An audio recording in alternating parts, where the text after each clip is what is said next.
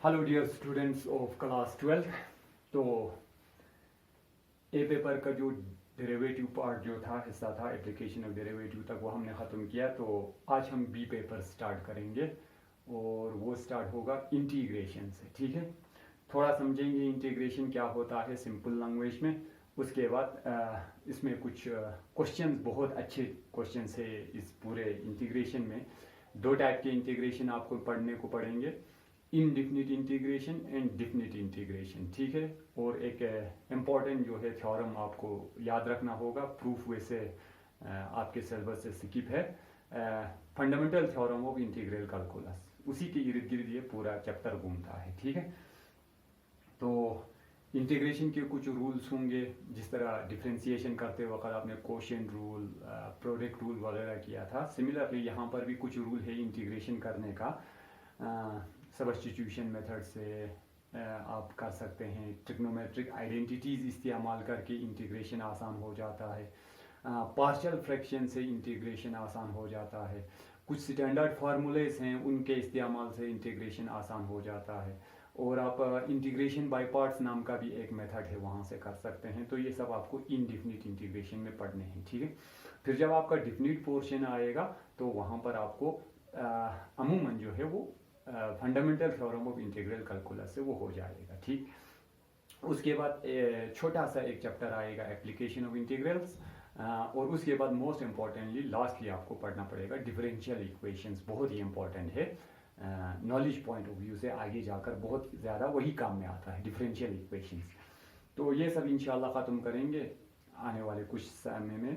तो फिलहाल हम शुरू करेंगे इंटीग्रेशन। ठीक है, डेरिवेटिव आपने पढ़ के आया, ये डिफरेंशिएशन पढ़ के आ गया आपने। डिफरेंशिएशन,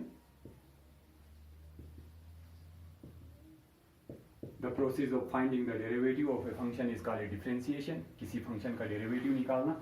तो जब आपने एक फंक्शन था आपके पास y is equal to f of x, ठीक है, तो इसका आपने डेरिवेटिव निकाला था f dash x, y dash is equal to f dash x, आपने इसका डेरिवेटिव निकाला था। फॉर एग्जाम्पल, मिसाल के तौर पर आपको एक फंक्शन दिया था y is equal to 3x raise to power 4, या प्लस कुछ और भी लिखेंगे 2x स्क्वायर। चलो ठीक है, ये फंक्शन दिया था और आपको कहा था इसका आप डेरिवेटिव निकालिए, रेट ऑफ चेंज निकालिए कि x में चेंज करने पर y में कितनी तब्दीली आ रही है वो मालूम कीजिए।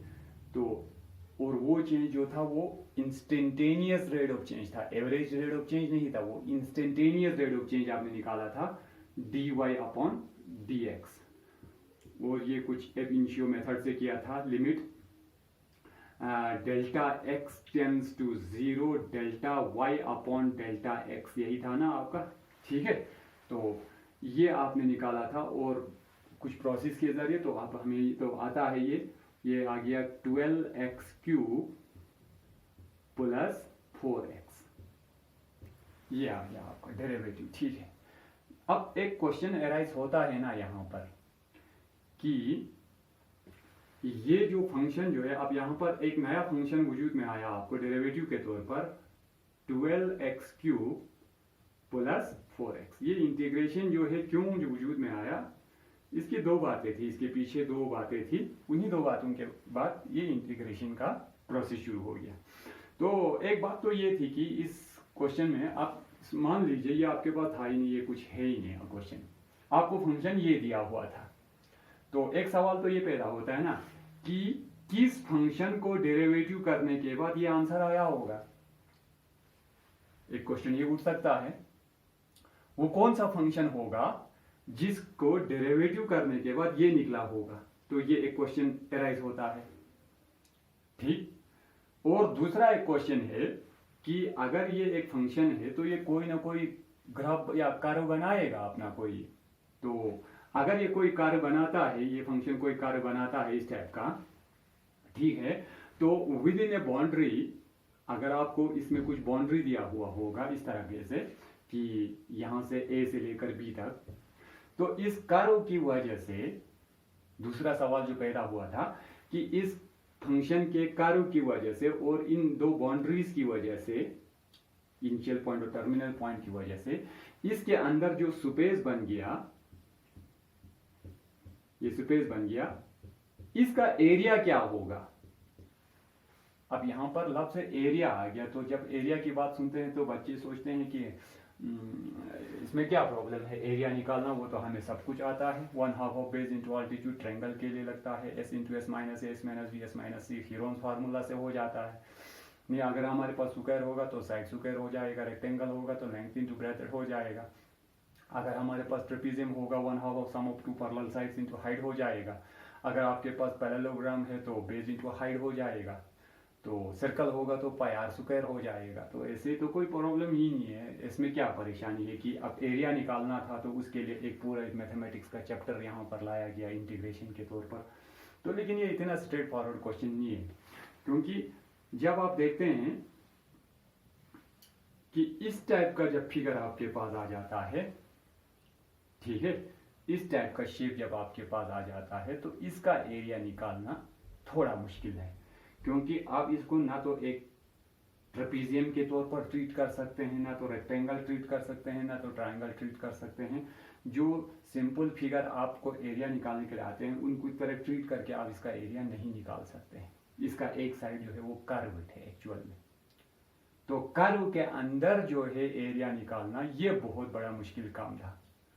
तो इसी प्रॉब्लम को सॉल्व करने के लिए इंटीग्रेशन की मदद ली गई थी एक्चुअल में, ठीक है। तो इंटीग्रेशन एक्चुअल में nothing to find the area enclosed by the curve, ठीक है। तो इन्हीं दो बातों के आंसर के लिए आपको इंटीग्रेशन सीखना पड़ता है। कि एक सवाल तो ये है कि ये फंक्शन जो है किस फंक्शन को डेरिवेटिव करने के बाद आया होगा, ये किस फंक्शन का डेरिवेटिव है। वो फंक्शन निकालने के प्रोसेस को निकालने का जो प्रोसेस जो है वो एक इंटीग्रेशन का काम करता है। दूसरा जो है आपका area bounded by the curve की इस कर्व की वजह से इस बाउंड्री के अंदर कितना एरिया जो है वो कंज्यूम्ड है, कितना एरिया बंद है इसके अंदर। ये दो क्वेश्चन जो है, जब आप यहां पर बैठ के ये क्वेश्चन वो फंक्शन निकालने की कोशिश करते हैं तो उसको तो हम इंडेफिनिट इंटीग्रेशन कहते हैं, और जब बाउंडेड एरिया निकालने की कोशिश करते हैं तो वो एक डिफिनिट इंटीग्रेशन के तौर पर पढ़ते हैं। तो यही दो टाइप्स ही होते हैं इसमें, इनडिफिनिट इंटीग्रेशन और डिफिनिट इंटीग्रेशन, यही दोनों आपको पढ़ना है, ठीक है।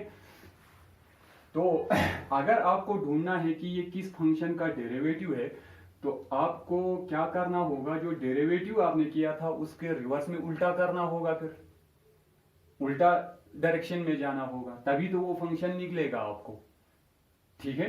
कि जिस फंक्शन को डेरिवेटिव करने के बाद ये आया है, अगर ये फंक्शन दिया हुआ है और ये निकालना है तो आपको रिवर्स प्रोसेस में जाना होगा, ठीक। तो जब रिवर्स प्रोसेस में जाएंगे तो एक बात तो यहां पर साफ वाज़ा हो गया कि integration is nothing but the reverse process of differentiation. Integration और डिफरेंशिएशन एक दूसरे का क्या बनेगा, फिर रिवर्स प्रोसेस बनेगा। फंक्शन दिया हुआ है, डेरिवेटिव निकाला, डेरिवेटिव दिया हुआ है, फंक्शन निकाला, तो ये एक दूसरे का क्या होता है,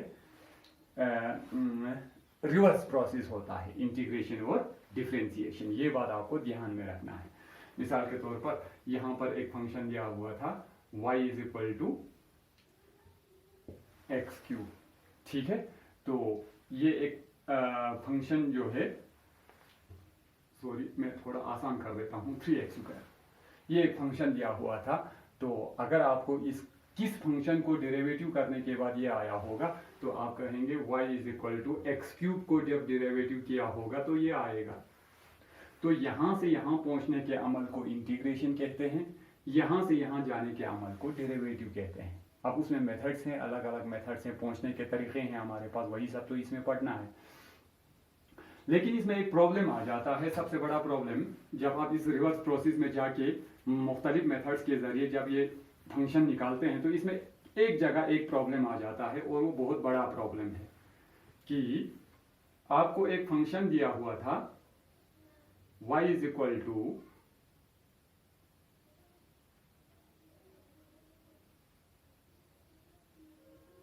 x cube, y is equal to x cube, और यहां पर प्लस एक कांस्टेंट दिया हुआ था 5। मैं दूसरा यहां पर लिखता हूं y is equal to x cube plus 7। चलो दो फंक्शन ही उठाते हैं, आप बहुत सारे उठा सकते हैं। एक सवाल ये होता है जब हम इसको डेरिवेटिव करते हैं तो y is equal to 3x² आएगा, इसका 5 का डेरिवेटिव तो 0 हो जाएगा, और इसका डेरिवेटिव आएगा y dash is equal to 3x² and again 7 का डेरिवेटिव जो है वो 0 आ जाएगा। तो आपको इन दोनों पर जब आप नज़र दौड़ाते हैं, ये तो एक ही फंक्शन है, कोई डिफरेंट नहीं है, तो y dash is equal to 3x² एक ही फंक्शन है, ये दो अलग फंक्शन नहीं, ये दोनों एक ही सेम फंक्शन है। अब यहां पर ये सवाल कर सकता है कि ये जो y is equal to 3x² जो है इस फंक्शन का डेरिवेटिव है कि इस फंक्शन का डेरिवेटिव है, सवाल पैदा होता है, क्योंकि ये दोनों तो सेम फंक्शन नहीं बल्कि ये दोनों तो बिल्कुल एक दूसरे से मुख्तलिफ फंक्शन है, ये अलग अलग टाइप के फंक्शंस हैं। लेकिन ये फंक्शन जो है इसका भी डेरिवेटिव है और इसका भी डेरिवेटिव है। अब आप किसका मानेंगे कि ये फंक्शन तो है आपके पास, ये इसका डेरिवेटिव है कि इसका डेरिवेटिव है, कौन सा प्रेफरेंस देंगे? तो इसमें प्रेफरेंस आप नहीं दे सकते हैं, ये दोनों का ही डेरिवेटिव है, इन दोनों फंक्शन का। लेकिन इस फंक्शन को डिफरेंशिएट करने के लिए जब हम डेरिवेटिव निकालते हैं किसी फंक्शन का तो हम वहां पर प्लस सी लिख देते हैं। क्या लिख देते हैं?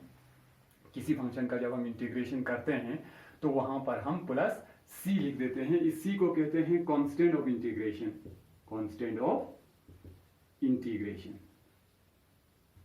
तो जब आप इसको इंटीग्रेट करने के बाद जब आंसर लाएंगे तो उस आंसर में हम क्या लिख देते हैं? साथ में प्लस सी लिख देते हैं।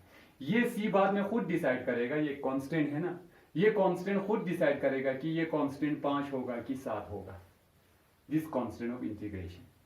तो जब भी आप इनडिफिनिट इंटीग्रेशन करेंगे तो हर एक आंसर के साथ आपको प्लस सी लिखना होगा, क्योंकि वो प्लस सी बाद में डिसाइड करेगा कि एक्चुअल फंक्शन में जो कांस्टेंट है वो क्या है, वो ये सी खुद डिसाइड करेगा बाद में, ठीक है। इसलिए यहां पर हम हमेशा जो है इंटीग्रेशन में एक कांस्टेंट का इस्तेमाल करते हैं, सी से डिनोट करके, इसको हम कांस्टेंट ऑफ इंटीग्रेशन कहते हैं, ठीक है। बाकी सब कुछ उल्टा करना है डिफरेंशिएशन का, जैसे कि dy by D x derivative of sine x, अगर आपके पास एक फंक्शन है डेरिवेटिव ऑफ साइन एक्स तो आपको पता है ये क्या आ जाता है? कॉस एक्स आता है। आज आप उसको उल्टा करना है, तो integration of cos x, integration of cos x तो is equal to sine x मगर plus c, sine x plus c. Integration के लिए इस एलोंगेटेड फॉर्म ऑफ एस का इस्तेमाल करते हैं। ये एस जो है ना, एक्चुअल में इंटीग्रेशन सम होता है, जमा करने को कहते हैं, ठीक है। तो इस एस को उन्होंने एलोंगेटेड फॉर्म में लिखा है इस तरह, इंटीग्रेशन के साइन के लिए, ठीक है। तो इसी का उल्टा हो गया, साइन एक्स का डेरिवेटिव अगर कॉस एक्स है तो कॉस एक्स का इंटीग्रेशन साइन एक्स होगा और साथ में प्लस सी। तो जितने भी डेरिवेटिव आपको याद है उनके प्रोसेस उल्टे करने हैं आपको। फॉर एग्जांपल डेरिवेटिव आपने निकाला था tan इनवर्स ऑफ x का, और आपने कहा था ये 1 divided by 1 plus x square आता है, तो अब आप इसका उल्टा करेंगे, 1 divided by 1 plus x square d x is equal to, इसका आएगा tan inverse of x plus c. इस तरह आप बाकी जितने भी आपको याद है उनका रिवर्स लिख सकते हैं, ठीक है। इसका डेरिवेटिव ये है तो इसका इंटीग्रेशन जो है वो ये होगा, इसका इंटीग्रेशन जो है वो ये होगा, ठीक है।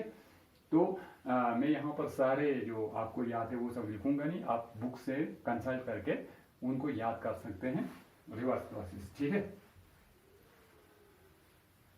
उसके बाद कुछ सिंपल से इसमें क्वेश्चन दिए हुए होंगे आपके बुक्स में।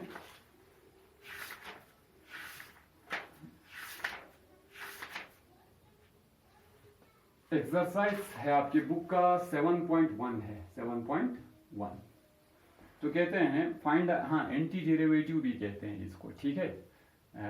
इंटीग्रल का ही है या एंटी डेरिवेटिव का ही है, दोनों सेम मीनिंग है, एक ही नाम है दोनों। बाय मेथड ऑफ इनस्पेक्शन, इनस्पेक्शन से बताइए कि इनका डेरिवेटिव क्या आएगा। ये आपके लिए होमवर्क हो जाएगा, क्योंकि ये सारे क्वेश्चन जो है आपने कर लिए हैं तो आप खुद कर लेंगे।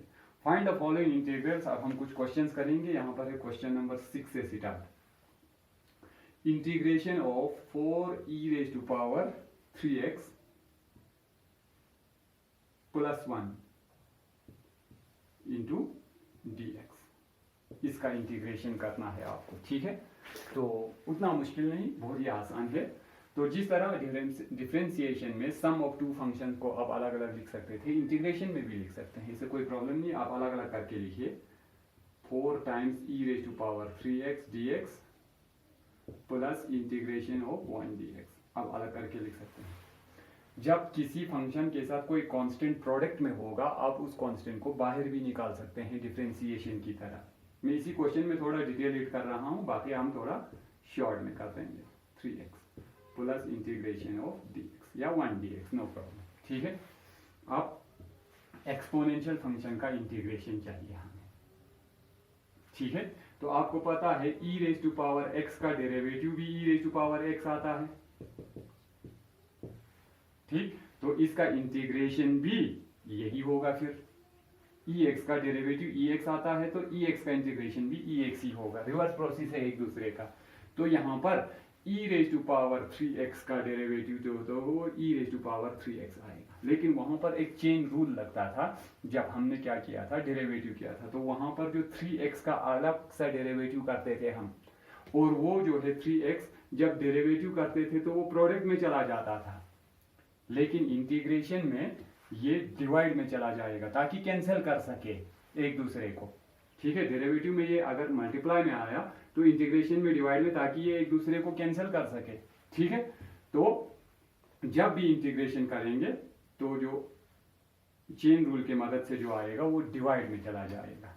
प्लस 1 dx, तो इसका आ जाएगा x, और plus constant of integration, plus constant of integration, ये भूलना नहीं है c, इस c के बगैर ये आंसर जो है वो कंप्लीट नहीं है। तो आपको आ गया 4/3 e raise to power 3x plus x plus c, ये आपका आंसर आ गया। आप देखेंगे जब आप इसका डेरिवेटिव निकालेंगे ना तो ये आंसर आ जाएगा आपको।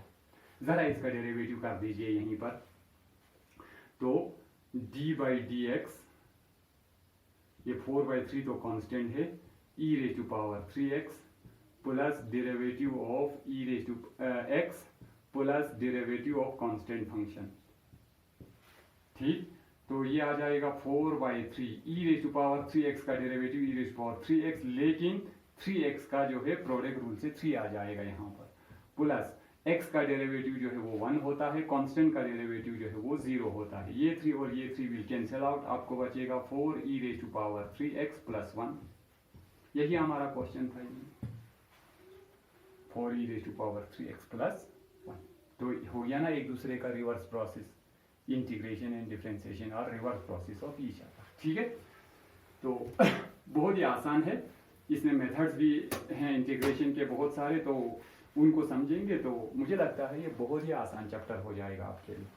कुछ और क्वेश्चंस करेंगे, क्वेश्चन नंबर 7। ये छोटे छोटे जो क्वेश्चंस हैं आप इनको ख्याल रखिएगा, बाद में बड़े क्वेश्चंस में इनका इस्तेमाल आएंगे तो आपको आसानी होगी। X square into 1 minus 1 divided by x square into dx, ठीक है। तो थोड़ा बहुत बनाकर लिखेंगे, एक्स स्क्वायर हो गया, x square 1 x square minus x square into 1 by x square हो गया 1, और प्लस इंटू dx। अब आप इंटीग्रेशन कर सकते हैं। एक्स स्क्वायर का इंटीग्रेशन क्या आएगा, तो यहाँ पर x raise to power n का जब आप डेरिवेटिव निकालते थे तो वो आता था, सॉरी, nx n माइनस 1 आता था डेरिवेटिव ऑफ, ठीक है। तो जब आप इसको इंटीग्रेट करेंगे, जब आप इसको इंटीग्रेट करेंगे तो ये आंसर आ जाएगा। तो in general x raise to power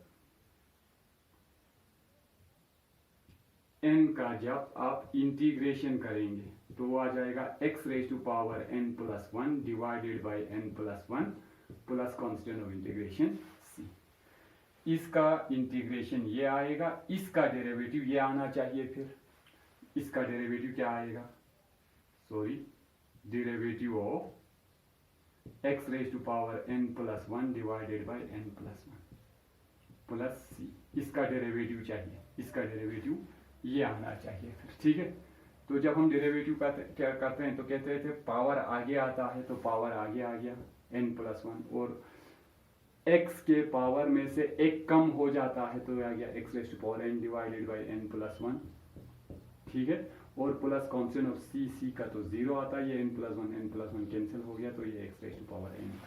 तो यहाँ पर भी जिस तरह हम डेरिवेटिव में याद रखते थे x के किसी भी पावर के लिए कि पावर आगे आता है, पावर में से एक कम हो जाता है, तो इंटीग्रेशन में याद रखेंगे किसी भी x के पावर के लिए पावर में एक ऐड हो जाएगा, उसी पावर से डिवाइड हो जाता है, उसी पावर से डिवाइड हो जाता है। तो यहाँ पर x का पावर 2 है तो x के पावर में एक जमा हो जाएगा 2 प्लस 1, इसी पावर से डिवाइड हो जाएगा 2 प्लस 1 और plus constant of integration 1 dx का आ जाएगा x और प्लस कांस्टेंट, यहाँ माइनस था, minus plus constant of integration c, तो ये आ गया आपको x cube divided by 3 minus x plus C,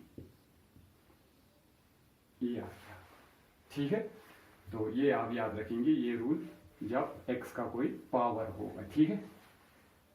next कहते हैं क्वेश्चन नंबर 8, जल्दी जल्दी इसको खत्म करेंगे हम।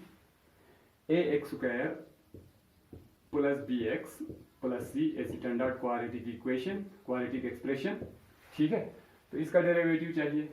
ए इज ए कांस्टेंट, ऐसे ही रहेगा, इसका आ जाएगा x cube by 3 x square का।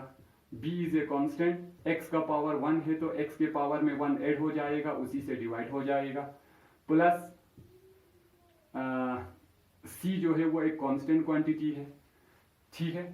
सी जो है वो एक कांस्टेंट, डी एक्स का आ जाएगा 1 डी एक्स का आ जाएगा 1, और लास्टली एंड फाइनली आपको इसमें कांस्टेंट ऑफ इंटीग्रेशन लाना पड़ेगा, लेकिन वो सी जो हम इस्तेमाल करते थे तो वो सी तो ऑलरेडी आ चुका है, तो आप किसी और एक वेरिएबल से इसको डिनोट कर सकते हैं, ठीक है। हम सी रखते थे अमूमन, लेकिन c already as a constant use हो चुका है, तो आप एक और वेरिएबल से इसका कांस्टेंट ऑफ इंटीग्रेशन जो है वो लिख सकते हैं, ठीक है।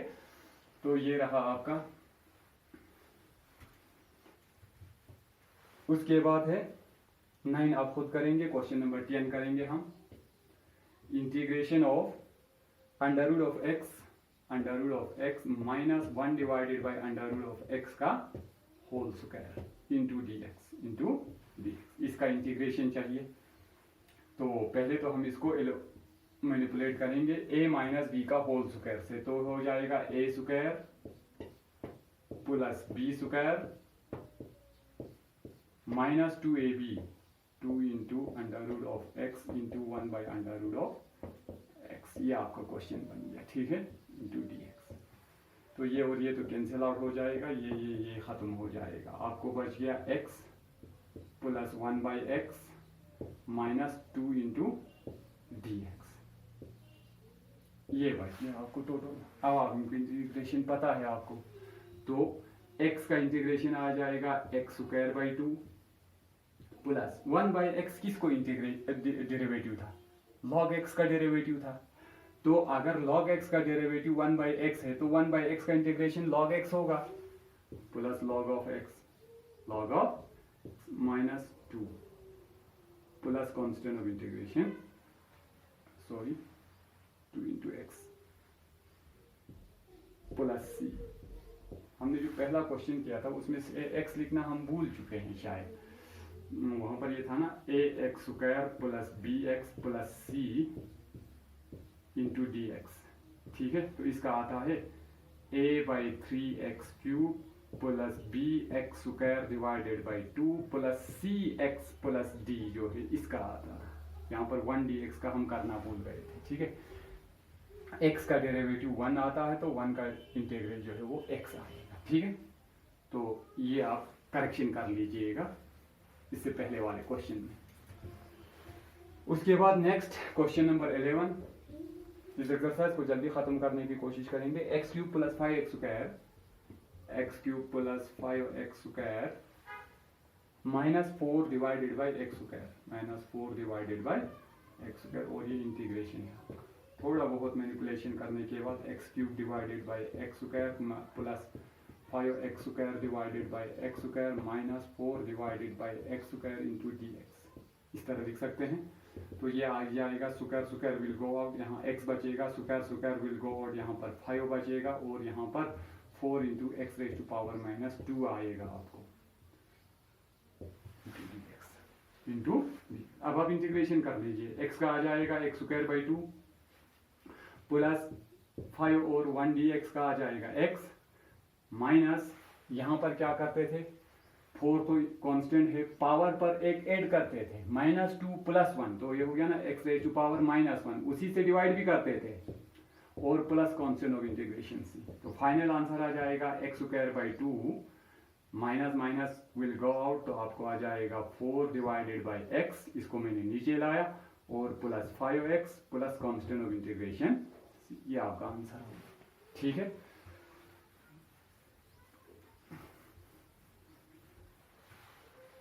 नेक्स्ट है आपका यही क्वेश्चन है, आप कर सकते हैं, चलो कर देंगे आपके लिए। क्वेश्चन नंबर 12 इंटीग्रेशन ऑफ, यहाँ पर अंडर रूट इस्तेमाल हुआ तो आप फिर कंफ्यूज हो जाएंगे। x³ + 3x + 4, x³ + 3x + 4 divided by under root of x into dx। तो क्या आप इसको इस तरह लिख सकते हैं, x³ + 3x + 4 divided by x raise to power 1/2 into dx। ठीक है, अब आप सेपरेट करके लिख लीजिए, x³ divided by x raise to power 1/2 plus 3 into x divided by x raise to power 1/2 plus 4 times 1 divided by x raise to power 1/2 into dx। ये आ गया आपको। ठीक है, यहाँ पर आप बेसिस आप सेम है तो पावर्स ऐड करना पड़ेगा, सॉरी सब्ट्रैक्ट करना पड़ेगा। 3 - 1/2, 2 3 are 6 - 1 5/2 x raise to power 5/2 plus 3 into bases are same, powers are subtracted, 1 - 1/2, 1 - 1/2, तो ये आ गया 1/2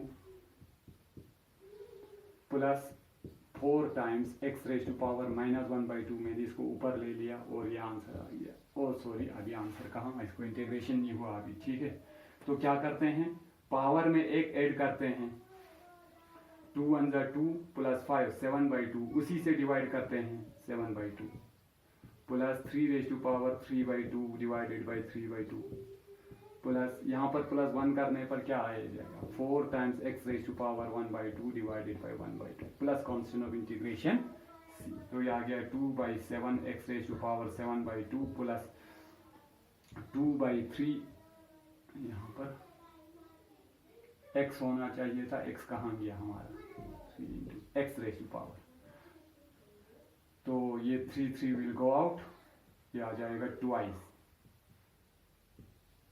twice x raise to power 3/2, और फाइनली यहाँ पर आ जाएगा 2 4 8 x raise to power 1/2 plus constant of integration.